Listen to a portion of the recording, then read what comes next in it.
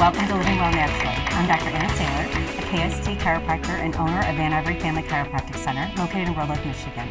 Today we're going to discuss relationships, not necessarily between yourself and your significant others, but with the people that you interact with on a regular basis. This can be your family, your friends, and even your coworkers.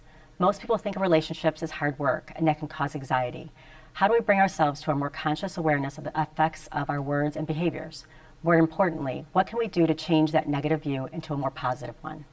Joining me today are Dr. Marissa Heisel. Tell me a little bit about yourself today. How are you today? I'm doing great. I am a holistic chiropractor up in Canada and a Canadian founder with doTERRA Essential Oils. And I do a lot of work with people around releasing stored emotions. Okay, wonderful. And also we have Liz and Brett Talander. Tell us a little bit about you guys. I'm Liz Talander. I'm a licensed master social worker, and I focus on the criminal justice system and substance abuse and mental illness, that intersection. But my favorite role is being married to this guy and being mom to our two 4-year-old twins.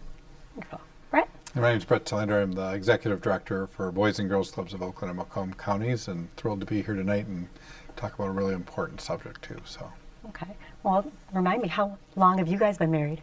That's up to Brett. He does This the is our math. 11th I'm not year. a date person. 11th year, not of marriage. Yep. It is? It's been 11 years? This will, Okay. Well, since I should know that because I actually stood up as your maid of honor. know that, I but should know that. sometimes I forget to, so how can I blame you? I know, sorry. So let's discuss a little bit about relationships. And I know you had a really good statement. We were talking earlier about how hard most people think relationships are. And give me your opinion on that. I think my comment was that we do have this concept that relationships are hard work, but as soon as we put the words hard and work into that concept, it becomes this very onerous, heavy energy that people have to carry around with them. And you talk to them about relationships and there's this draggy energy. And so we were talking about, are there ways with our words that we can bring in a little more awareness and a little more consciousness into it without having to bring in the work as much? And so one thing that I was suggesting is that the words that we use can change the energy of a situation quite dramatically. So there isn't always that same feeling of it's work to be in a relationship or maintain a relationship. And you had a great comment about what you say to your husband every morning. Right. So tell me. I was saying that when we first get up in the morning, one thing that we'll say to each other is, how can I contribute to you in your life today? Okay. Which is a little different than what do you need today? Or what can I do for you today? But how can I be in contribution to you today? And it's something that we can take into every relationship that we have. It doesn't just have to be with a significant other, but how can I contribute to what you need, or how can I contribute to your needs today? That's beautiful. What about you guys with communication? I think communication is the big key for most relationships. So any big things that you guys do on a daily basis? Well, we are the I love you people all the time. We never end a conversation without saying it. But it is a checking in. Lives are busy. And that's not to say it's hard work, but it's busy. And if you don't make a conscious effort to connect with that person, even if it's by phone for 5 minutes, it can just get away from you. So that is a practice that we do all the time. Just checking in. How are you? Love you. What's going on? That's one of our things, I think, that helps a lot. I think one of the things that in today's time makes things easier than maybe in previous generations too is that there's the opportunity to use technology. A lot of times we look at technology and look at it as an interference, but it can really be a tool. So the opportunity, that my dad didn't have to be able to send a text when we're both working and just letting him know that, hey, I know you might be busy, but I'm thinking about you. Is there anything that you need? And I think that goes to your point too, is that the biggest issue is that to make sure that you get out of yourself, if you're and out of your own head. And it's really hard to be in a relationship with somebody else, whether it's a coworker or your spouse or a significant other, when the entire time the communication rolls inward and you're only looking for what you're getting out of it, and you're not getting yourself into the heads of the other people that you are in relationship with, so that you know what their needs are. And you're never going to get your needs met if you don't. Right. One of the things my husband and I did, we took a class, and it's called the Daily Temperature Reading. And it's about the importance of doing things on a daily basis. And it just takes 5 minutes to do the daily temperature reading.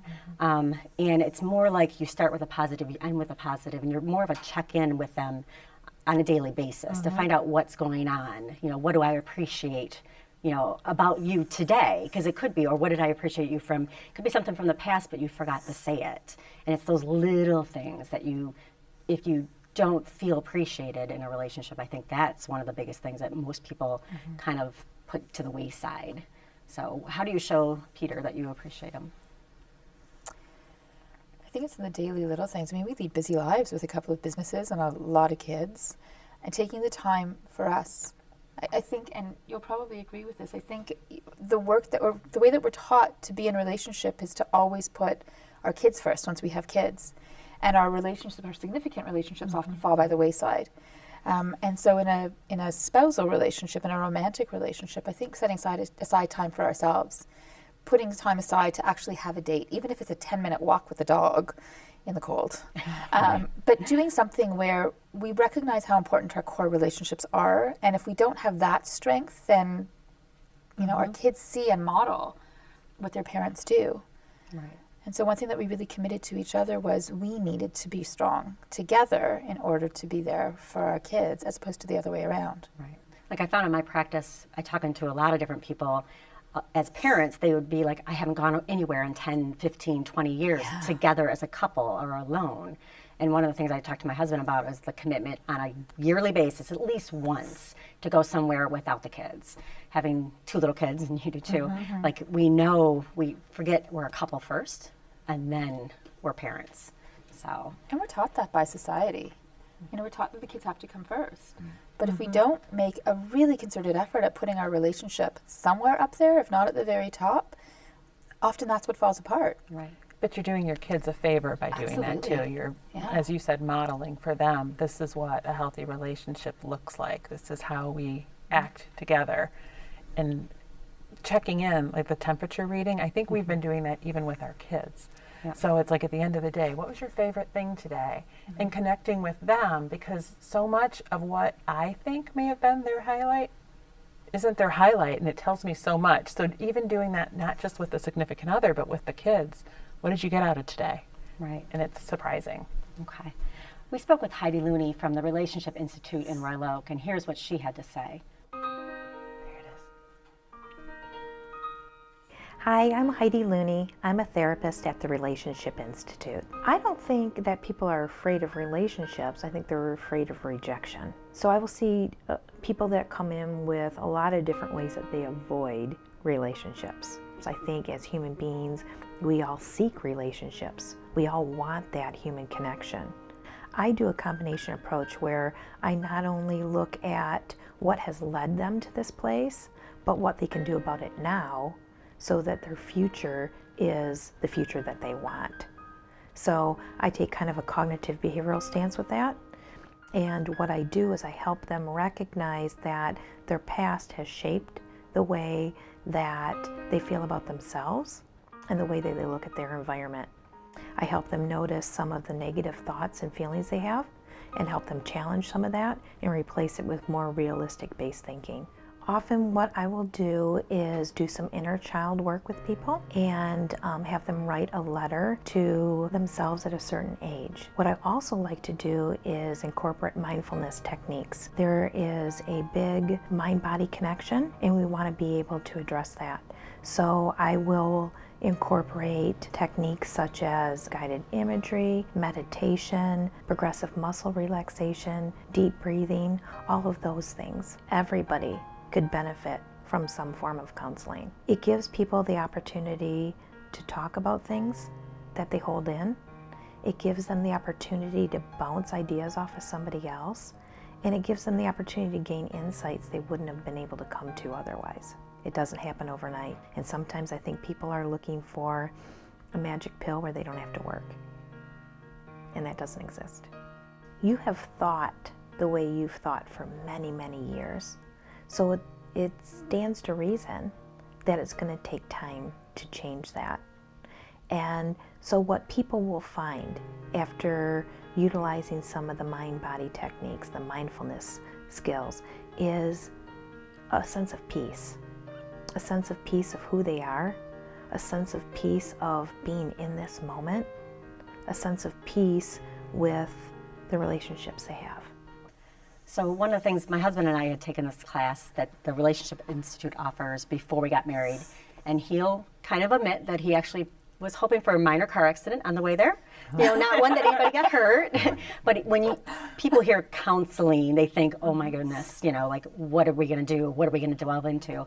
And that's where we learned a lot of the really basic techniques for communication, like the daily temperature reading and how we communicate, men and women communicate differently too. So it was a really good course. I would highly recommend it to anybody. So let's kind of delve into how you guys communicate a little bit too. I think it is putting ourselves first, but never at the expense of the kids. And we're always changing. So it's like we have this energy between us. There's Brett and what he's dealing with at work or wherever, and me and what I'm dealing with. And that energy is always changing. It's never static. So it's always tending to that. So it's like, what do you need from me? And sometimes I'm thinking that, like, what does he need to hear today? Or how tired he must be. And just really thinking about him. And that's something different all the time. And that changes as the years go by too. But I always just try to think about, empathize with him. What is it that he might need from me today? So I think one of the things that creates strength in our relationship is the connection that takes place. We always try to have that space and time for the two of us. And the other thing, and we heard this from the day we got married, the person who performed our ceremony, who had shared with us to make sure that in our own heads that we always assumed that the other person had our best intentions, and so that we didn't have our own storyline that created distance and space, that we assumed that no matter what was going on. And then it gets you to model your own behavior, that you don't leave something here, because if you leave that here, you're leaving it for somebody else, and you're not tending to the relationship the way you need to. Okay. Well, yeah, assumptions seem to be a big, we always assume what we think, what they're thinking, and it's really not true. You know, or if you're in a negative spot, to put that on them, because I am guilty of that. Like, I'm thinking, I forget sometimes that he's on my team. And that's just the worst thing to do, because he is always in my corner. But in my mind, I have disconnected him sometimes from that. So getting back to that spot is healthy. I know you're taking a really interesting class right now. Could you share something a little bit about that? I can. I'm doing a lot of work just with some different emotional techniques just to help patients, but also in my own life. And we look a lot at just recognizing that things are an interesting point of view. Right? And so instead of making the assumption and creating a storyline in our head, which we're all really good at as human beings, right? We create a storyline and then we make something real that might not be at all. Can we recognize that everyone just has an interesting point of view? Ours as well. It doesn't make us right. It doesn't make somebody else wrong. It's just a point of view. And as soon as we can diffuse the emotion and the tension that goes with that, all of a sudden you can recognize that the story is your own. And you give somebody else the opportunity to discuss what they're actually feeling, as opposed to coming into relationship and into connection and communication with a pre-assumption around what they must be doing to me. So, but there was something else that Liz said that I thought was really interesting, was you were talking about giving and always thinking about what does Brett need today. And while that's absolutely essential, the one thing that I see a lot with patients in the office is how people shut down to receiving, especially women. Women are constantly giving to somebody, their children, their parents, their spouses, in a relationship, at work, and they forget how to receive. As soon as you shut down that energy, that ability to receive whatever it is, then you shut down every aspect of receiving. And so if you've put up walls because you don't want to feel attacked, as soon as that wall's up, it's really hard to receive love or joy or affirmation or anything else as well. And so I find that if I ask most women, are you good at giving all the time? How are you at receiving? And then there's a sort of look and the head falls. And we need to recognize in relationships and communication that it really has to go both ways.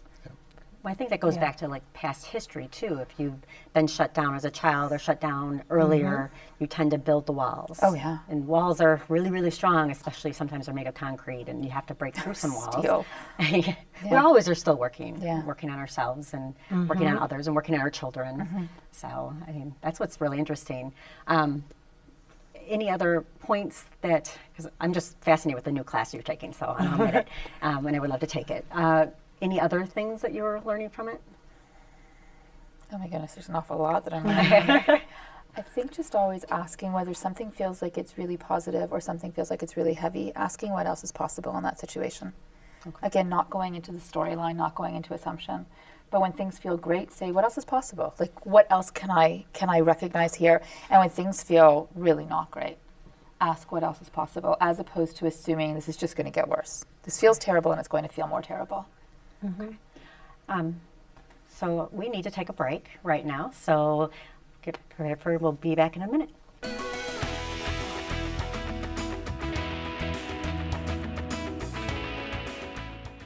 Hey everybody! Heart disease affects 1 in every 3 women in America, but you can fight back. There's no time to lose. Mothers, sisters, daughters, families, and friends, it's time to shout louder, stand stronger, and demand change. Let's go! To the Batmobile. Dang it. To the invisible jet! Dang it. Together, we can put an end to heart disease. It's time to go red for women. I could use your help. Learn more from the American Heart Association at www.goredforwomen.org. So Hart, what's going on? I'm leaving. Why? What did I do? Not enough. The pressure's too much. I quit. I get it. I can do better. Just please don't leave. Don't let your heart quit on you. Get your uncontrolled high blood pressure to a healthy range before it's too late.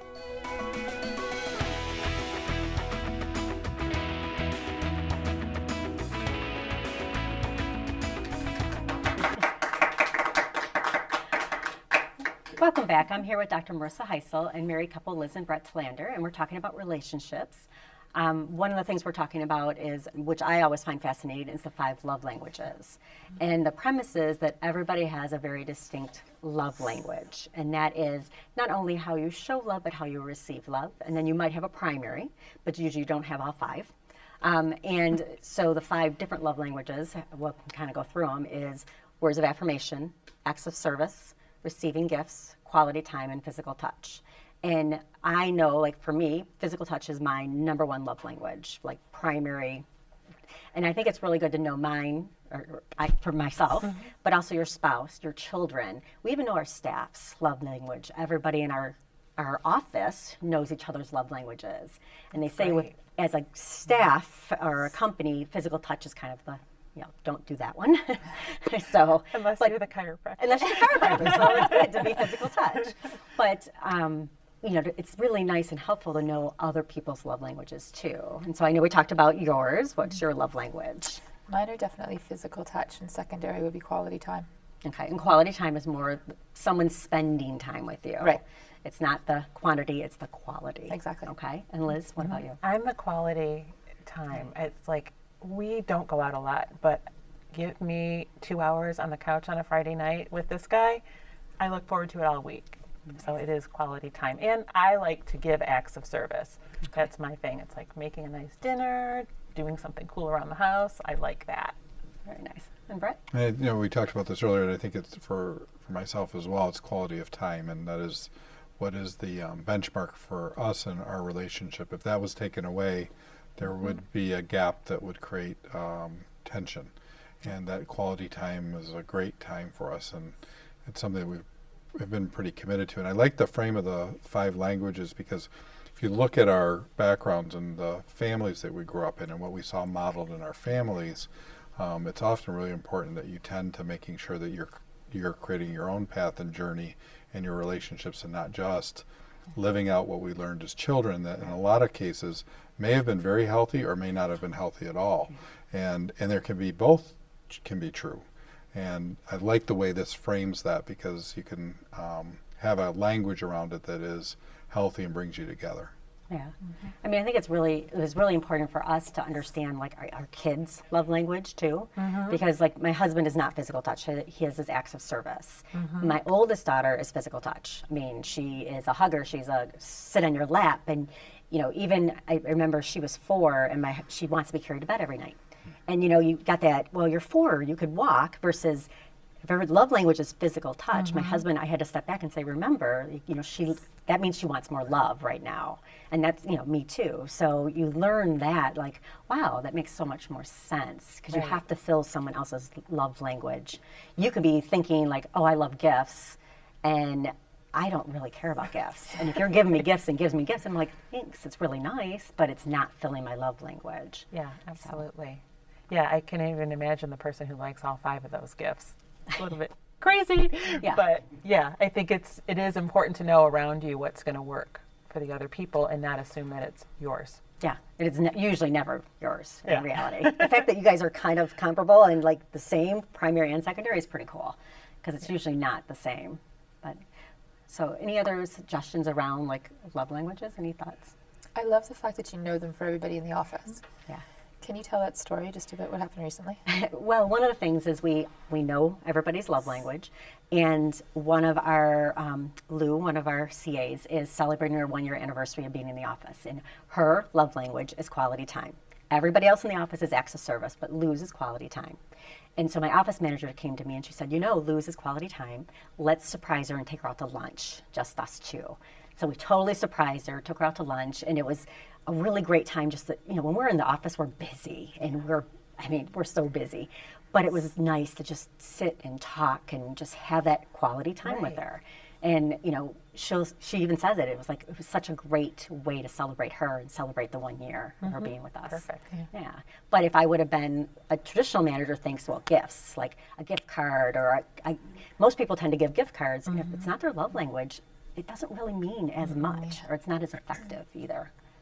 So, it's good to, you might look at your staff and and your children too. Of course, You know your children's love languages because Thinking about it, now that it totally makes sense, framing it that way, and I think we have an acts of service and a physical touch. I would agree.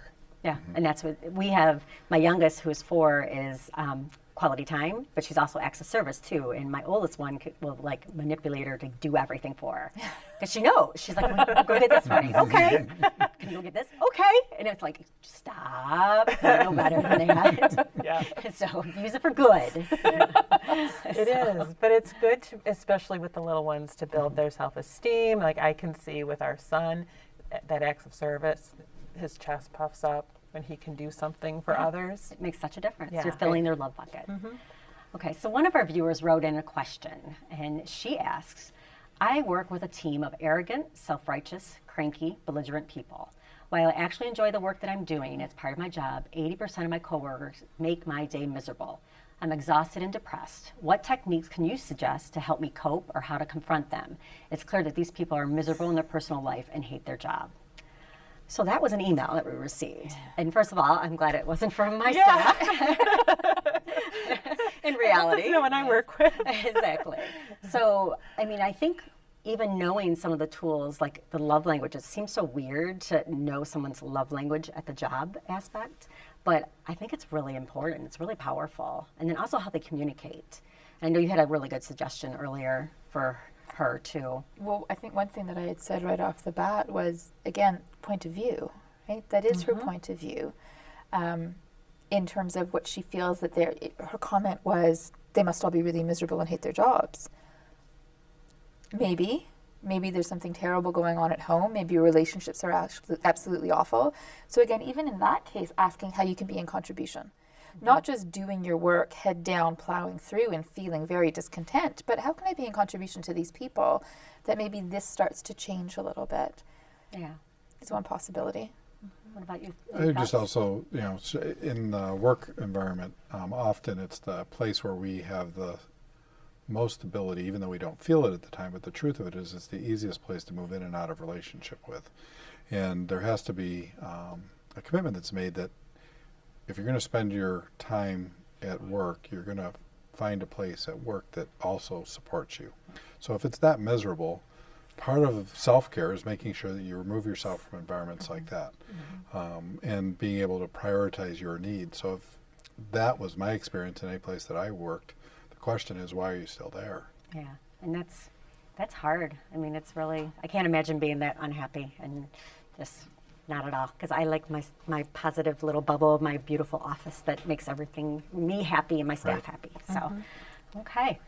So, I guess we can talk more about that then, which is great. I think we had also talked about taking responsibility, which is, I think, what you were saying as well, taking responsibility for yourself and not just assuming that it's everybody else making me unhappy. Right.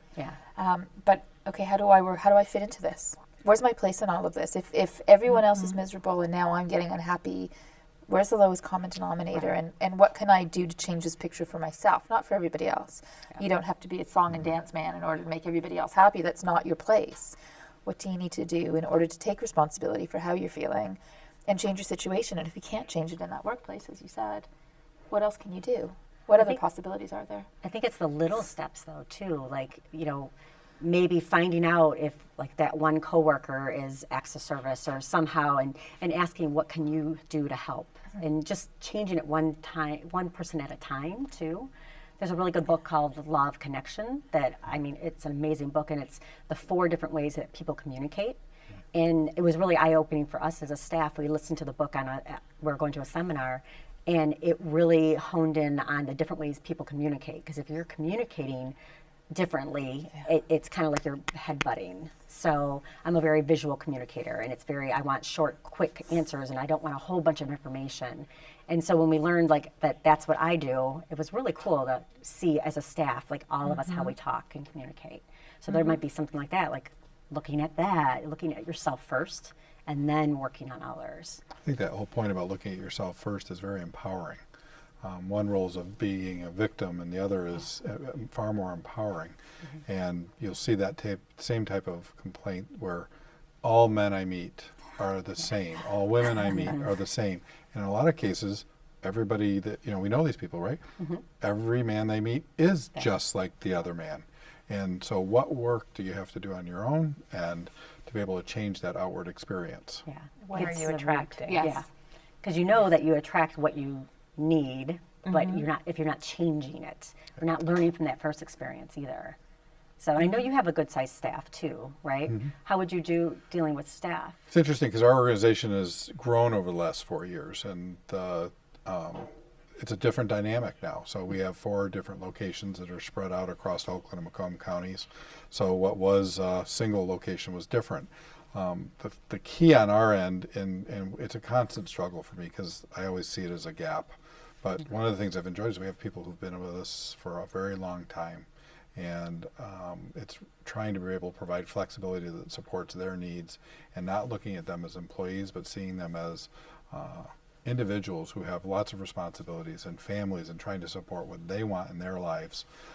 Leading with that always makes for a better environment. And in our business, it's really important, because if we don't support families at the staff level, how can we possibly be in a position of supporting kids to become outstanding adults as they grow up? So if we're unhealthy as a staff, we're going to produce unhealthy kids. Yeah, and you guys produce wonderful kids. So, I love it.